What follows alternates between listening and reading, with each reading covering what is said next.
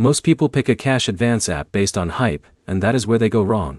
The biggest mistake you need to avoid is assuming all apps work the same just because they offer early money access. In this video, we are comparing the B9 and the Dave in 2026, so you can clearly understand which one actually fits your situation. Let's start with the basics. Both apps are designed to help you access money before payday, but they work in slightly different ways. One focuses more on simple cash advances, while the other builds extra financial tools around budgeting and banking features. Now here's the quick truth most people miss. Neither app is a traditional loan provider.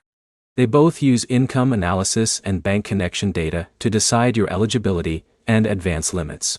So how do they compare? Let's start with B9. B9 is more straightforward. You connect your bank account, and it evaluates your income patterns.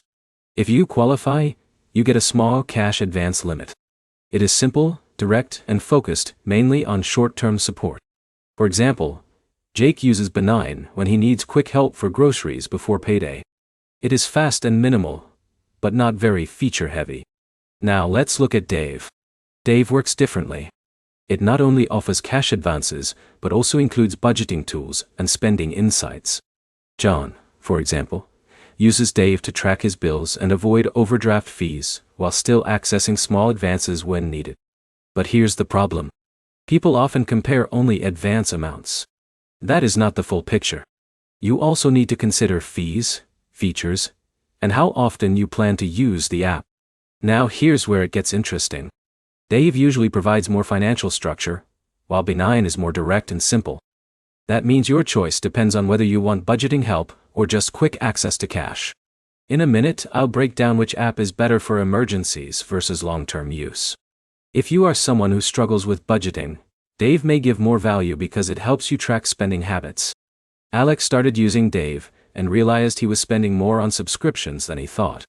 On the other hand, if you only need occasional fast cash without extra features, B9 may feel more lightweight and easier to use.